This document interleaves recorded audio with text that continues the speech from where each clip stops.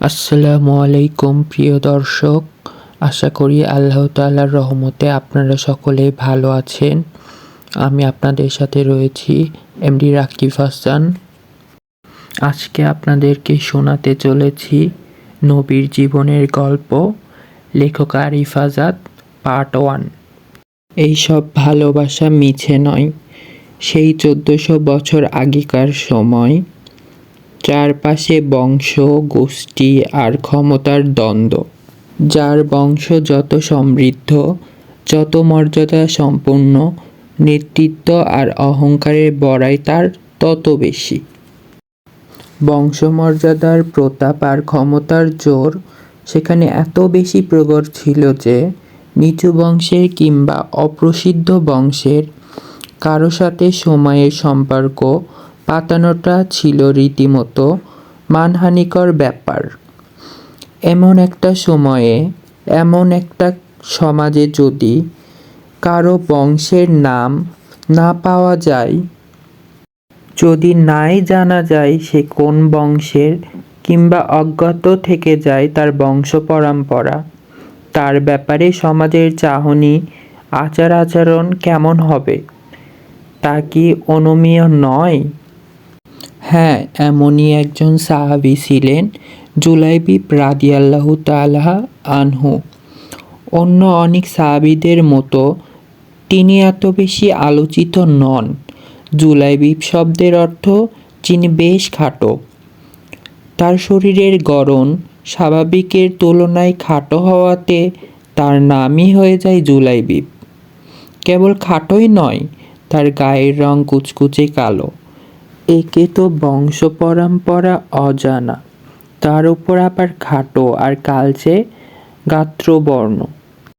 সব মিলিয়ে ওই সমাজের মানুষের কাছে তিনি যে অবহেলিত আর উপেক্ষিত থাকবেন তা বলাই বাহুল্য। বিয়ের ব্যাপারে জুলাইবিব আনহুকে কেউ পছন্দ করত না। বংশ মর্যাদা নেই, কালচে গায়ের রং, কৃশকায় শরীর, এমন একজন লোকের সাথে ওই সমাজের কেউ মেয়ে বিয়ে দেবে তা কি কল্পনা করা যায়? কিন্তু জুলাইবিব রাদিয়াল্লাহু তাআলা আনহুর যে বড্ড সংসার পাতানোর শখ।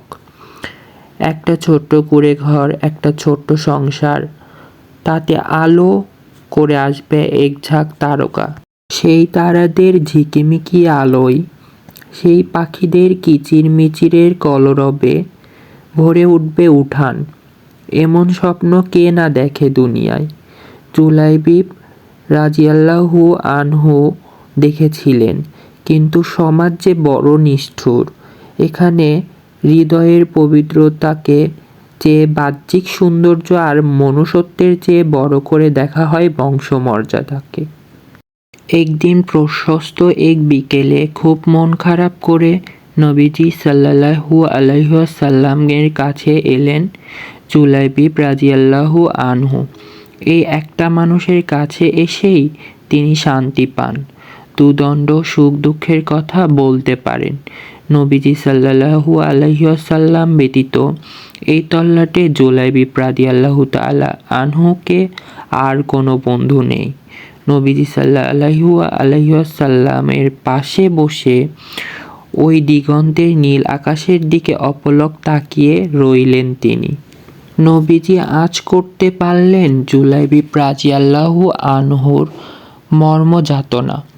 অন্তরের গহীনে সংসার পাতানোর যে অদম্য ইচ্ছা তার, সেই ইচ্ছা থেকেই যে এমন হাহাকার করা প্রশ্নের আবির্ভাব, তা নবীজি সাল্লাল্লাহু আলাইহি ওয়াসাল্লাম ধরে ফেললেন। তিনি বললেন, জুলাইবিব, আমি কি তোমার বিয়ের ব্যবস্থা করব? নবীজি সাল্লাল্লাহু আলাইহি ওয়াসাল্লাম বিয়ের ব্যবস্থা করবেন জুলাইবিবের, যার ধুলো লেগে ধন্য হয়ে গেল গোটা ধরণী, যাকে রাব্বুল আলামিন বাছাই করেছেন জগতের রহমত হিসাবে, যার আঙ্গুল হেলানোতে দু টুকরো হয়ে যাবে দুই আকাশের চাঁদ। সেই মানুষকে জুলাইবিবের বিয়ের বন্দোবস্ত করবেন, এটা কি স্বপ্নেরও অতীত নয়? জুলাইবিব, যাকে সমাজের মানুষ পছন্দ করে না, যার নেই কোনো বংশীয় মর্যাদা কিংবা ক্ষমতার উৎস। ঠিক তার জন্য কি অন্য দুয়ারে নিয়ে যাবেন স্বয়ং রাসূল সাল্লাল্লাহু আলাইহি ওয়াসাল্লাম? তা কি ঘোর লাগা মধুর কোনো স্বপ্নের চাইতেও বেশি কিছু নয়?